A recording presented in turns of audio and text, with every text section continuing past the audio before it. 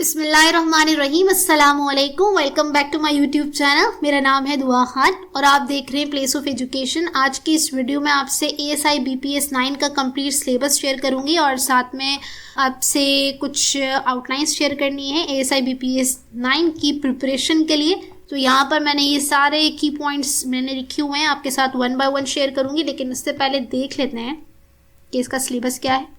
ठीक है जी, I hope ये सिलेबस आप तक पहुंच गया होगा। ASI BPS 9 का ये सिलेबस है जो लास्ट टाइम जिस पैटर्न से इसका टेस्ट लिया गया था। ये अब देख लेते हैं। यहाँ पर इंग्लिश जनरल है जिसमें ऐसे हैं और ग्रामर है जो 30 मार्क्स का है। ठीक है, अब ये वाला जो है ना, इसके लिए लोग बहुत परेशान है। मैं एक दफ़ा क्लियर कर दूँ कि किस तरीके से होगा। मेरे पास एक 2019 का पेपर रखा हुआ है। ठीक है, ये है पेपर 2019 का। ठीक है, जनवरी 2019 में हुआ था इंग्लिश जनरल, जिसमें ऐसे और ग्रामर है। 30 मार्क्स का पेपर है। ठीक है, 20 मार्क्स का इसके अंदर क्या होगा, आपका ऐसे होगा जिसमें ये 6 इन्होंने ऑप्शंस दिए हुए हैं, उसमें से एक पे आपको ऐसे लिखना है। ठीक है जी, 150 वर्ड्स का होना चाहिए। अच्छा, इसके अलावा यहाँ पर 10 मार्क्स का क्या है, इंग्लिश ग्रामर है, जिसमें क्या है ट्रांसलेशंस हैं और यहाँ पर आपको इन वर्ड्स की मीनिंग लिखनी है और इसको सेंटेंसेस में यूज़ करना है। अच्छा, उसके बाद क्या है, fill in the blank with appropriate word. ठीक है, एप्रोप्रिएट वर्ड यूज़ करना है इस फिल इन द ब्लैंक में और सेंटेंस को कंप्लीट करना है। और लास्ट में क्या है, complete the following sentences, any 2 of the following, इनमें से 2 को कंप्लीट करना है विद एप्रोप्रिएट वर्ड। ठीक है जी, ये है आपका पेपर इंग्लिश का, जिसमें ऐसे है और ग्रामर। अच्छा, उसके बाद है आपका उर्दू है और सिंधी, यानी उर्दू या सिंधी में आपको ऐसे लिखना होगा जो कि 20 मार्क्स का होगा। उसके बाद है हमारा जनरल नॉलेज यानी MCQs टाइप पेपर, जिसमें आपके पास कंप्लीट जनरल नॉलेज है। किस टाइप की है, करंट अफेयर है, सिंपल अर्थमेटिक है, पाकिस्तानी स्टडीज़ है। ठीक है, और इसके अलावा भी क्वेश्चन है जिसको अभी मैं आपको बताने वाली हूँ। पास पेपर के अकॉर्डिंग मैंने यहाँ पर आउटलाइंस बनाई हैं तैयारी के लिए, आप यहाँ देख सकते हैं। तो ये ऑब्जेक्टिव को पहले देख लेते हैं जो कि 50 मार्क्स का है। ठीक है जी, अब यहाँ पर जनरल नॉलेज में क्या है, ज्योग्राफी बहुत आती है, जिसमें पाकिस्तान की ज्योग्राफी होती है और पॉलिटिकल ज्योग्राफी होती है, वर्ल्ड ज्योग्राफी होती है।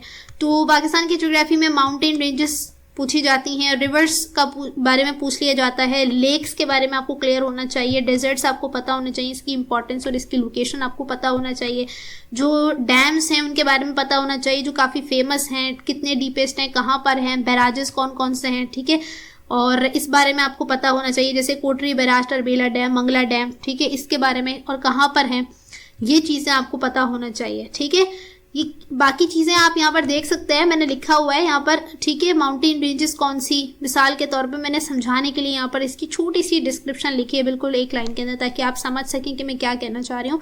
इसका ये जो PDF है ये भी आपको मिल जाएगा, आप अच्छे से इसको समझ के आप इसको पढ़िएगा।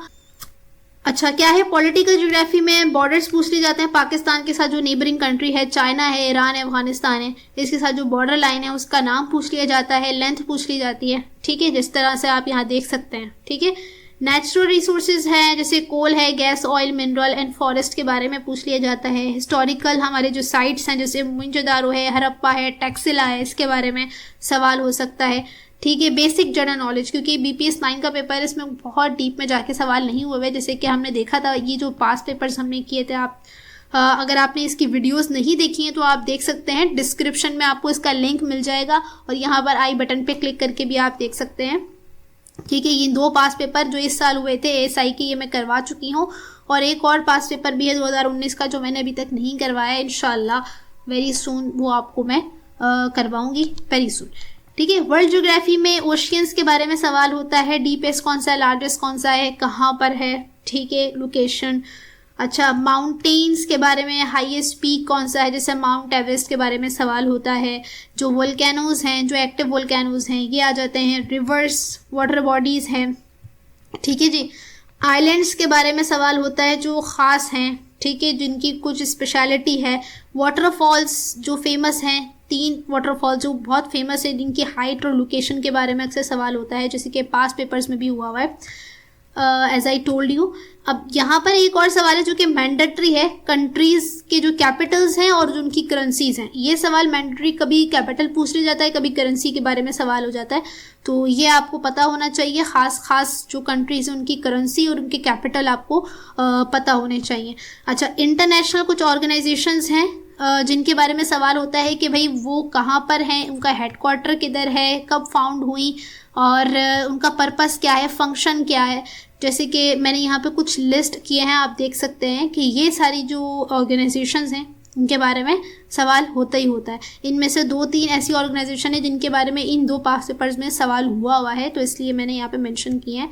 ठीक है जी, अब आ जाते हैं पाकिस्तान स्टडीज़ के ऊपर। पाकिस्तान स्टडीज़ में आपको जो इंडिपेंडेंस से पहले और जो इंडिपेंडेंस के बाद जो मेजर इवेंट्स हुए हैं वो आपको याद होने चाहिए, जैसे कॉन्स्टिट्यूशनल हिस्ट्री है, ऑब्जेक्ट रेजोल्यूशन है, और पाकिस्तान के जो डिफरेंट कॉन्स्टिट्यूशन है जैसे 1956 का है, 62, 73 के बारे में जो जनरल नॉलेज है कि कब आया, ठीक है, किस ईयर में आया, किस डेट को आया, किस मंथ में आया, ठीक है, उस वक्त पाकिस्तान का नाम क्या था, Republic of Pakistan, Islamic Republic of Pakistan, ये सवाल इस तरीके से आता है। मार्शल लॉ के हवाले से या अमेंडमेंट्स के हवाले से सवाल आता है, ठीक है।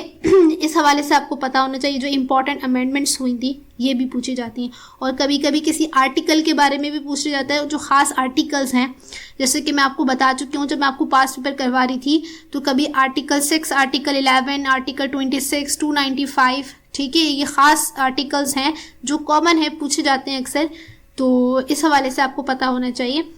अच्छा, उसके अलावा है बेसिक मैथमेटिक्स, ठीक है, ये भी पूछी जाती है। 2019 का जो पेपर है आप देख सकते हैं, मैं आपको यहाँ पर दिखाती हूँ 2019 का पेपर। इसमें आप देखें 2019 का पेपर जो ये हुआ था, इसमें मैथ्स कितनी ज़्यादा है, ठीक है।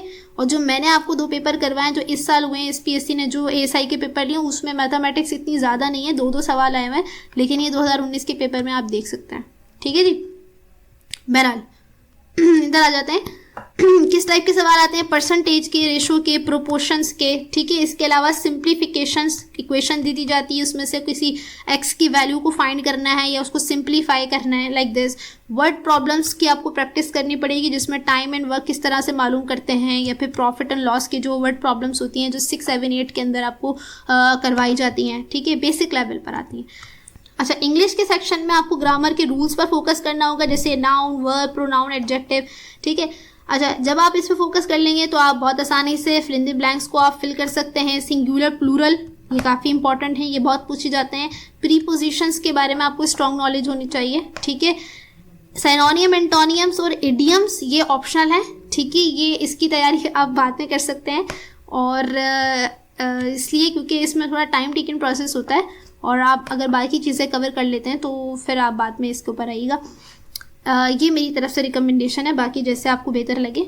अच्छा जी, उसके अलावा यहाँ पे चूज़ द करेक्ट सेंटेंसेस ये भी आते हैं, इसमें आपको कुछ इनकरेक्ट सेंटेंसेस दिए जाते हैं ऑप्शन में, जिसमें आपको करेक्ट वाला आइडेंटिफाई करना होता है, ठीक है। और ये जब भी हो सकता है जब आपकी बेसिक नॉलेज हो किसके बारे में, इन सब चीज़ों के बारे में, ठीक है जी। अच्छा, उसके अलावा करंट अफेयर्स के बारे में अगर बात करें तो यहाँ पर बेसिकली क्या है कि आपको रीसेंट पॉलिटिकल और इंटरनेशनल इवेंट्स बेसिकली आपको पता होने चाहिए, और इसके अलावा करंट CM कौन है, गवर्नर कौन है, चीफ जस्टिस कौन है, ठीक है, करंट फॉरेन अफेयर के मिनिस्टर कौन है, एजुकेशन मिनिस्टर, ठीक है, ह्यूमन राइट्स के मिनिस्टर, ये जो है करंट, उनके बारे में आपको पता होना चाहिए।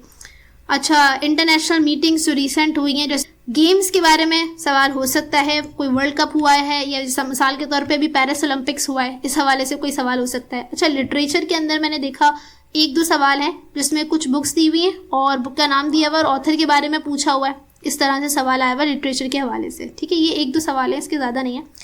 अच्छा, ठीक है जी, तो ये सारा हो गया आपका ऑब्जेक्टिव, ये सारे topics Pakistan study, English, current affair, literature, geography, ठीक है, ये सब मैंने आपको क्लियर कर दिया। इसके ये सारे की पॉइंट्स हैं, ठीक है।